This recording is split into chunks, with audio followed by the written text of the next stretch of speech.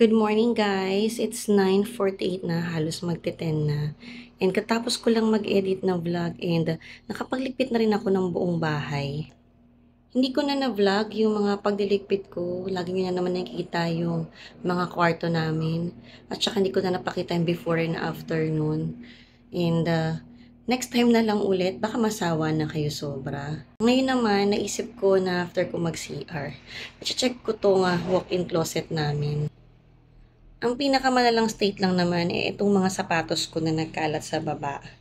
Hindi ko lang siya nabalik sa box kasi pag nagamit ko or pag nagsusukat ako, ayan, iniiwan ko lang siya sa labas. And hindi ko na nababalik, katamaran. Tsaka mas madaling kunin pag nandyan lang siya na nakalabas. Pero gusto kong binabalik siya sa box para mas protected siya. And until now, hindi pa ako nakakabili ng mga storage boxes niyang mga shoes ko. Kaya kung ano yung box na pinaglagyan niya, diyan ko na siya nilalagay. And itong Converse na boots na to na green, binigay ko yan kay Shobe. Pero ngayon hindi na kasya sa kanya, lumaki na yung paa niya, kaya bumalik sa akin. Tapos, ito na mga purple na Skechers sa sneakers. Binigay ko na rin sa kanya yan. Kaso, matagal na rin to. So, nung ginamit niya last time, may bumukang isang swelas. Kailangan namin ipagawa to. Pagagawa na rin muna namin agad. And kasama yung iba pang mga shoes ni Daddy din na binigay niya kay Kyle. Ipapadikit din namin yung mga swelas nun. And ito, yung mga unang dapat kong ayusin dito. Sabihin nyo madami. Nag-declutter na ako guys. Ang dami ko nang tinapon. Ang dami ko na pinamigay.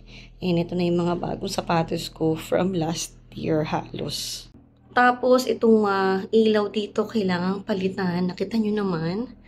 Kumukurap-kurap na siya. Tapos yung mga lalagyan ni Daddy ng shoes sa taas. Tinanggal niya na yung mga shoes niya dyan kasi yan yung mga binigay niya kay Kyle. And marami na rin bakante. Kasi Daddy, mga shoes niya nasa kotse lahat. Dahil doon siya nagsasapatos. Dahil ibang shoes na ginagamit niya kapag nagda-drive siya. Dahil nakakasira daw ng likod ng shoes yung pagda-drive niya. Gusto niya iba yung gamit niyang shoes para yung sisira daw yung likod ng kanyang shoes. And ito namang mga nakasabit, kailangan ko lang i-arrange ng konti. Kasi color coding yan.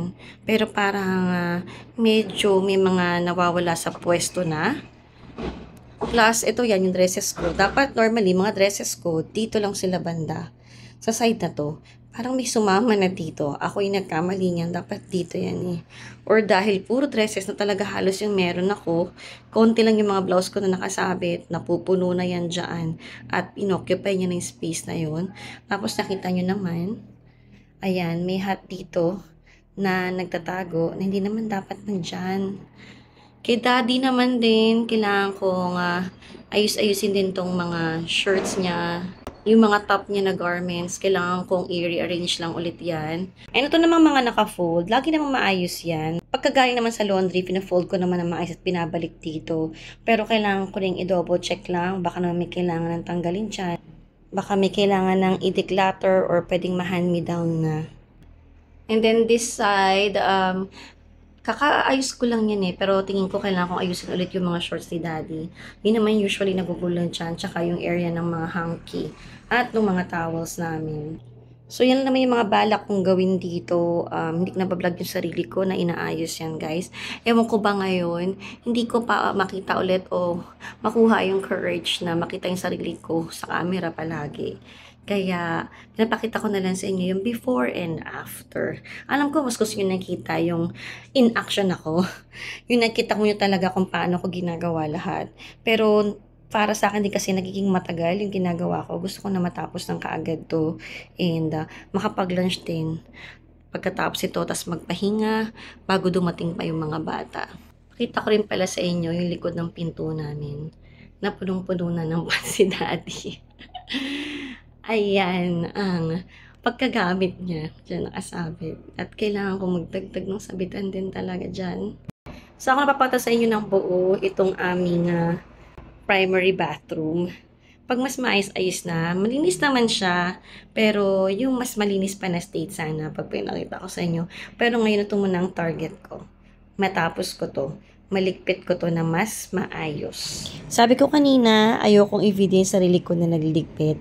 Pero here are some clips kung paano ko inorganize itong aming walk-in closet.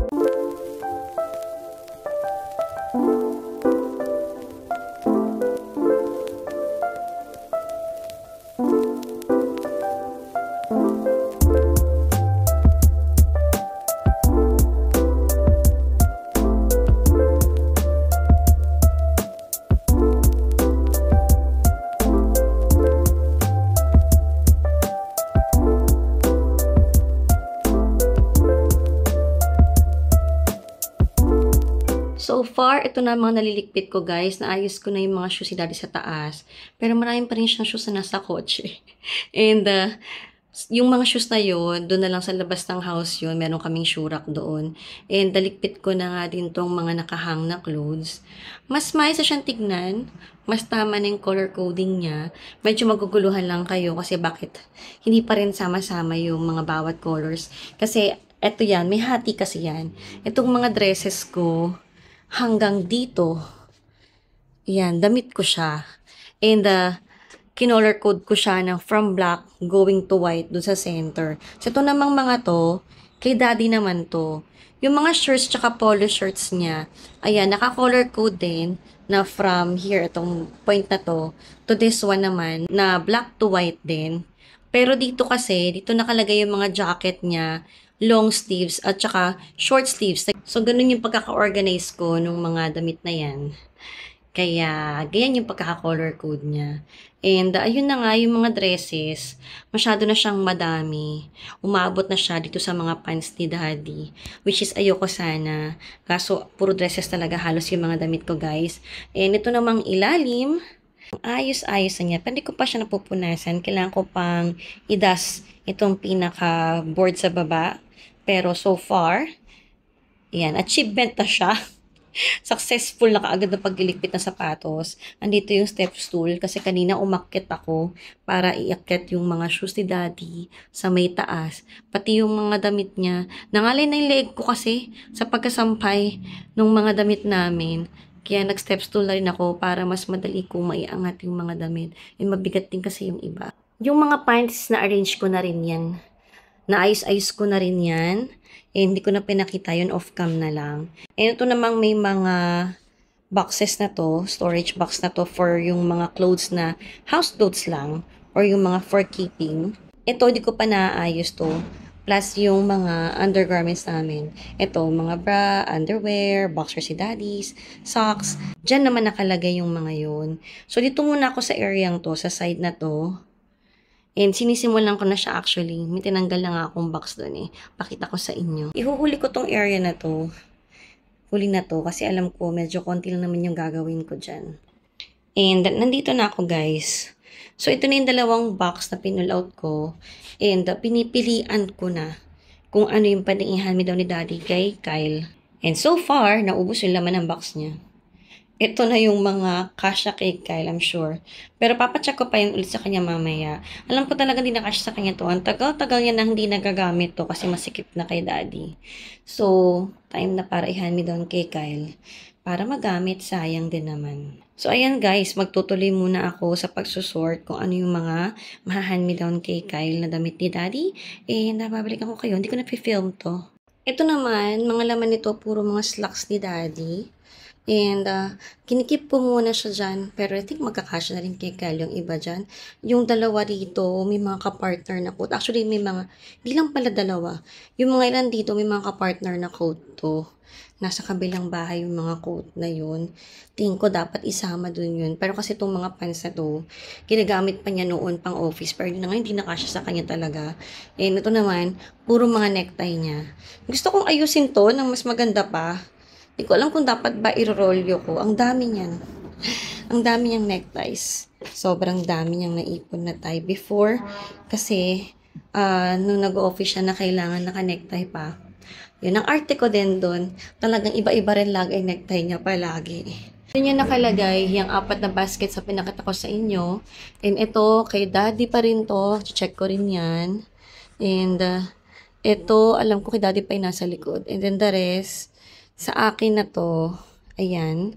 And then ito, mga hanky. Then ito, towel namin. Towel din namin to sa baba. So, ayan yung mga kailangan kong ayusin. Pakita ko naman sa inyo yung naligpit ko na. Or pakikita ko rin sa inyo yung itsura niya bago ko ligpitin. Tapos ko nang ayusin guys, yung mga nasa storage box na to. And ayan na siya lahat.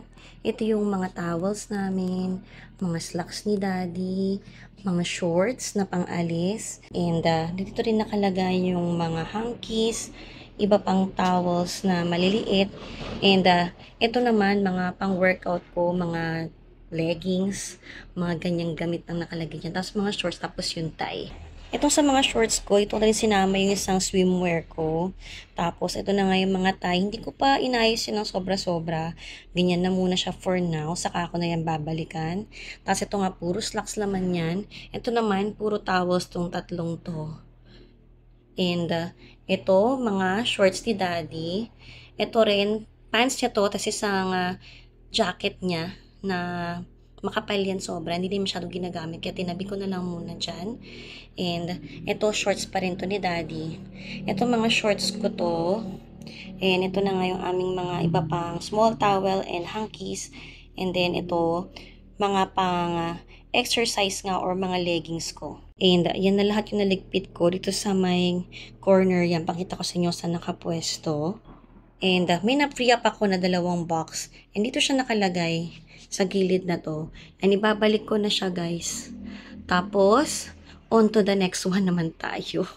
Dito na ako sa gitnang to. Tingnan ko kung ililipat ko rin ng pwesto yung ibang mga damit dito. Baka kailangang ilagay ko naman siya dito sa white na to. Pero we'll see. Sa ngayon, solid ko muna tong mga to sa mga pwesto nila para makapag move forward na tayo sa susunod naman na gagawin at tiligpitin. And then, ito pala lahat, yung mga shorts and pants na nakuha ko kay Daddy. Tapos may isa doon na nasa dulo. Yun parang tingin ko kasya sa kanya. Pero kailangan ko ipasukat bago ko ilagay sa damitan niya ulit yun. Na mga pwede niyang gamitin. And ito namang polon to na parang safari. Hindi dyan ang pwesto niya. Naligaw yan. Kailangan ko ilagay sa tamang pwesto yan. Finally, nakatapos na rin ako talaga dito. So, ito na yung mga nasa shoe boxes to guys. Nabili ko to sa Trinoma. And ginawa ko lang siyang lalagyan ng damit. And nakapag-clear pala ako ng 3 shoe box, 3 storage box. Tapos, ito na yung iba pang mga damit na inayos ko. Actually, naka-fold na naman yan. Pero mas inayos-ayos ko pa siya ulit. And may ibang, syempre, nagulo. Mga kinukuhan din, tapos niya binabalik sa pagkatope. So, binalik natin ng mas maayos na. And may mga naliligaw na kung anong classification niya. Kaya inayos ko ulit siya. So, normally, inaayos ko siya kung ano yung mga dresses.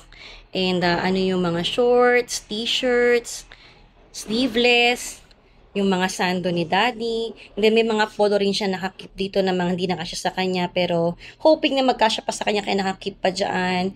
And may mga sweater din ako dito naka-fold lang na hindi kailangang ihang. Dahil hindi naman siya mga lukutin. At saka mas okay na naka-fold lang yung mga yun. Mostly mga pambahay to guys.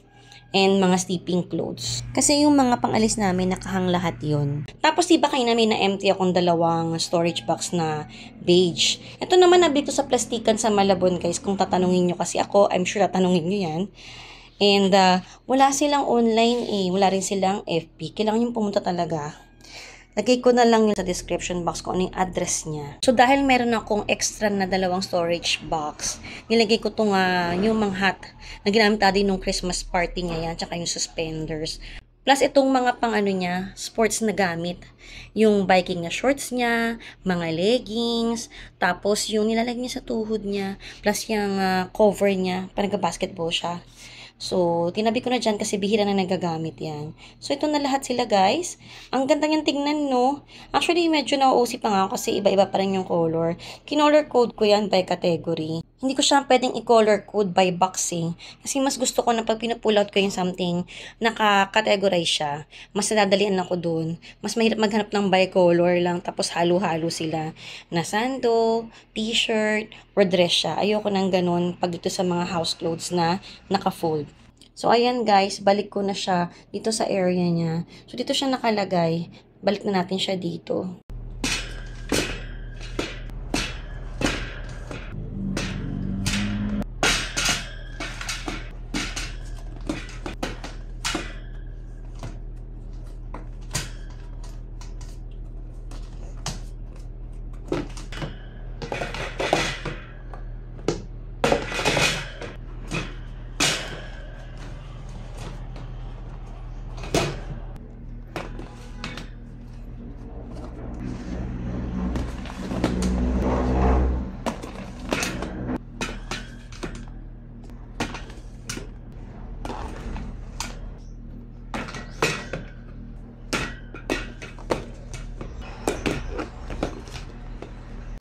Finally, tapos na talaga akong magligpit itong walk-in closet namin.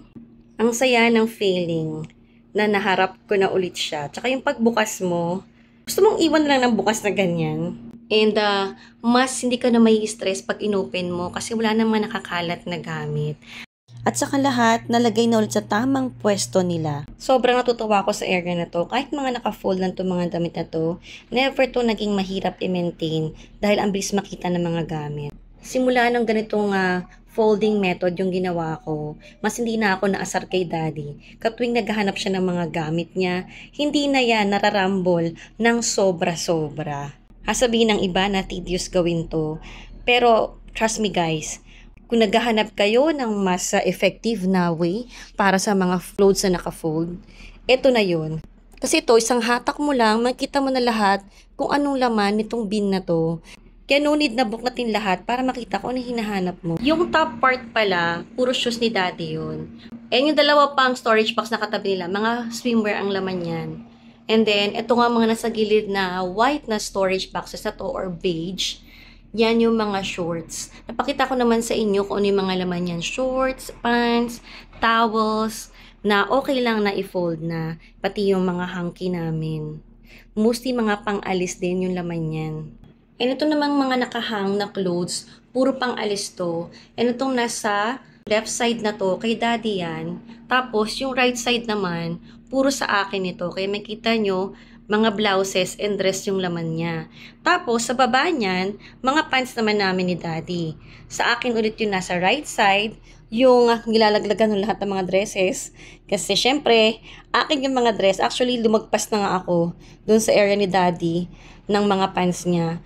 Kinikip ko talaga to na open. Ayokong lumaglag yung mga dress ko sa pants niya. Kaso yung laman ng closet ko talaga ngayon, halos dresses na. Gusto ko talaga nakadress lang. Mas comfortable para sa akin yun. Saka mas mabilis magbihis kapag dress lang talaga. Pero andun naman yung mga pants ko sa dulo.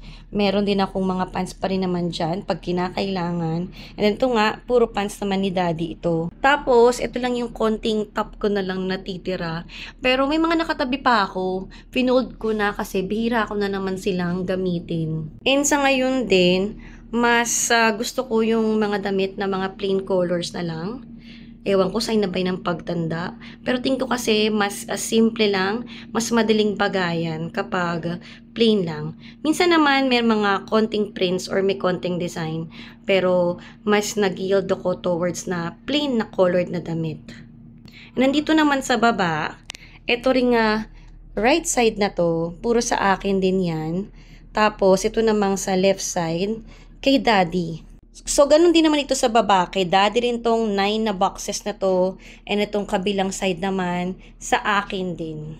And lahat ng shoes sa baba, akin yan guys. And yun na nga, hanggang ngayon, di ko pa siya nabibilhan ng mga storage boxes. Dati dinidisplay ko lang sila ng hindi nakalagay na sa box. Kaso, mas gusto kong binabox pa rin para mas protected pa rin siya sa dust. Kahit naman may curtain tong walk-in closet namin. Actually, ang plan sa walk-in closet, lagyan talaga siya ng mirror na sliding door. Kaso, mahal pa yun guys, kaya kailangan namin budgetan siya.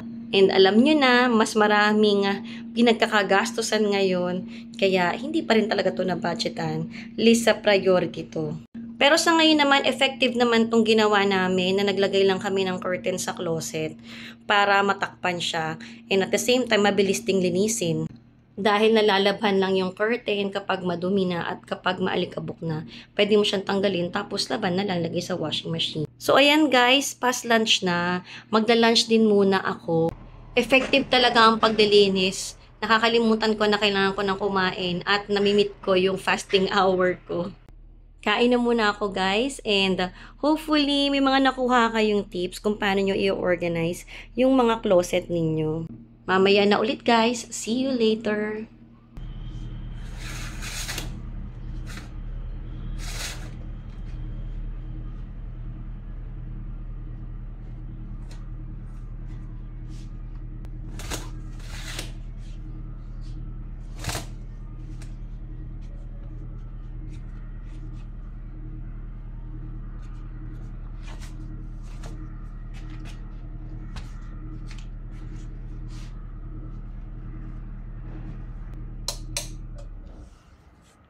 And ito yung mga natanggal ko sa closet namin. 4 na pants, tapos 12 na shorts. And papasukat ko lahat kay Kyle to. And may isa pang pants na papasukat ko muna kay daddy ulit. Kasi feeling ko kasya pa sa kanya yun. Pero ayan lahat guys. Ang dami. At ang aayos pa ng mga to. Ito nga mga pants eh. Halos alam ko di na gamit itong gray one na to. So ayan. Madaming bagong damit si Kyle pag kasya sa kanya lahat to.